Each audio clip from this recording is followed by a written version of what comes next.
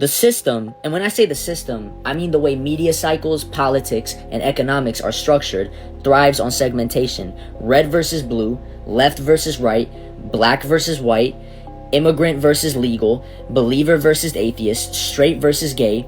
Every category becomes a trench, and people forget the person standing across from them also has a mother, also has anxiety, also laughs at stupid memes at 2 a.m., also has insecurities, also has trauma.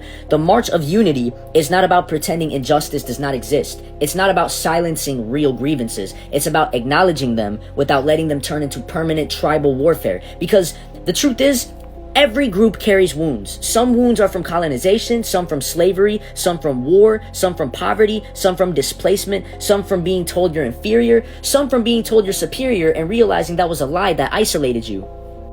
Look, man, pain exists everywhere, and pain that is not processed becomes identity. The March of Unity would be a collective decision to stop letting unhealed pain define the future, not by erasing it, but by confronting it without hatred. Picture this, right? Picture streets filled not with rage, but with conversation. Signs that say, teach me your story. Tell me what your grandparents survived. Here is what mine survived. Not a denial of systems that need reform, but a refusal to let division be the only language we speak. And look, I'm gonna acknowledge this.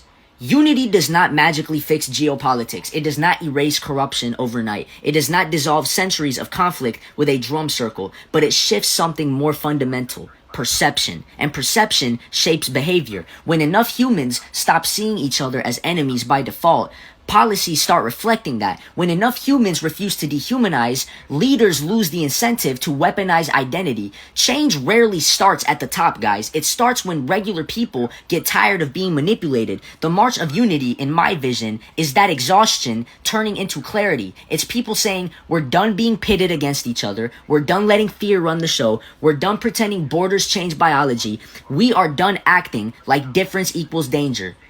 And look, it will feel awkward at first. It will. People don't know how to interact without tension anymore. We've been conditioned and programmed to assume bad intent. So unity would require courage. It would require consistency, and it would require courage to approach someone different and not immediately categorize or label them or box them. Courage to listen without preparing a rebuttal or a debate. Courage to admit, I don't know everything about your experience. That's harder than chanting slogans, but it's more powerful. And no, this is not about abandoning responsibility or checking out of society. It's about upgrading participation from reactive to conscious, from divided to aware, from tribal to human.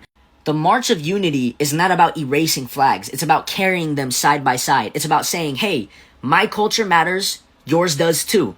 My history matters, yours does too. We can coexist without erasing each other. And if enough people embodied that, not fucking talked about it on social media or tweeted it or hashtagged it, embodied it, respected it, nurtured it, valued it, appreciated it, respected it, something would shift that no law alone could create. Because laws regulate behavior, but consciousness regulates intention. And intention is where real change starts. That's my vision. Not chaos, not collapse, not fantasy. Just humans pushed to their limit, finally realizing the person across from them is not the enemy, and choosing consciously to act like it. That's the March of Unity, not a war cry, a wake-up call.